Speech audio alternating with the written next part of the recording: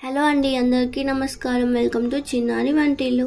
ఈరోజు మేము ప్రిపేర్ చేయబోయే రెసిపీ ఏంటంటే జొన్న పిండితో మసాలా పూరి. సో దానికోసమని 2 గ్లాసెస్ ఆఫ్ జొన్న పిండి తీసుకొని దాంట్లోకి 1/2 గ్లాస్ గోధుమ పిండి యాడ్ చేసుకున్నాము. అలాగే దానికి కావాల్సిన ఇంగ్రీడియంట్స్ ఏంటంటే కొన్ని మిర్చి, కొన్ని ధనియాలు, జీలకర్ర, పసుపు, నువ్వులు, కొత్తిమీర, కరివేపాకు, ఇంకా వెల్లుల్లి. ఇప్పుడు ఏంటంటే పచ్చిమిర్చి, వెల్లుల్లి, జీలకర్ర వేసుకొని కచ్చాపచ్చాగా గ్రైండ్ చేసుకోవాలి. దాంట్లోనే ఇవి కూడా యాడ్ చేసుకోవాలి. సో మీకు పిండి కలుపుకునేటప్పుడు చూపిస్తాము. సో దీంట్లోకి తగినంత ఉప్పు కూడా యాడ్ చేస్తున్నాం. ఇలా రఫ్గా గ్రైండ్ చేసుకోవాలి. సో ఇప్పుడు ఈ పిండిలోకి మనం గ్రైండ్ చేసి పెట్టుకున్న మిర్చి ఉంది కదండి, అది యాడ్ చేసుకోవాలి. అలాగే కొంచెం పసుపు, దాంతోపాటు కొన్ని నువ్వులు కూడా యాడ్ చేసుకుంటున్నాము.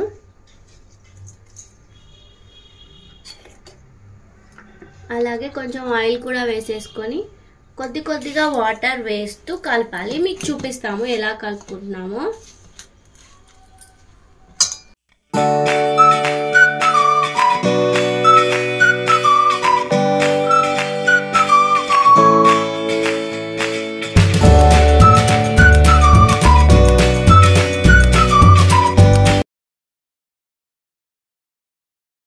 సో ఇలా వచ్చేంత వరకు కలిపేసుకొని కొంచెం ఆయిల్ వేసేసుకొని క్యాప్ పెట్టేసి ఒక 5 మినిట్స్ పక్కన పెట్టుకోవాలి.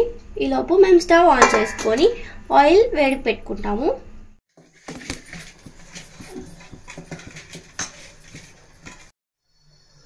సో ఆయిల్ వేడేలోపు మీకు చూపిస్తున్నట్టుగా సో ఈ విధంగా చేసుకోండి.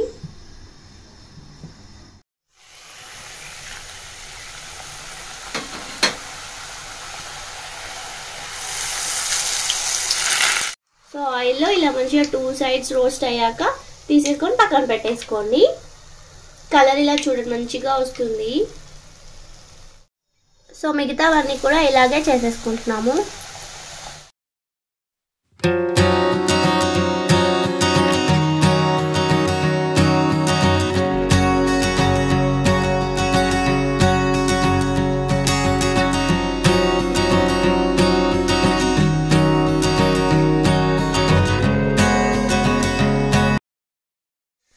సో చూసారు కదండి, అంతే అండి. మిగతావన్నీ కూడా ఇలాగే ప్రిపేర్ చేసుకోవాలి. సో 2 సైడ్స్ ఇలా మంచిగా బ్రౌన్ కలర్ వచ్చేంత వరకు గోలించుకోవాలి.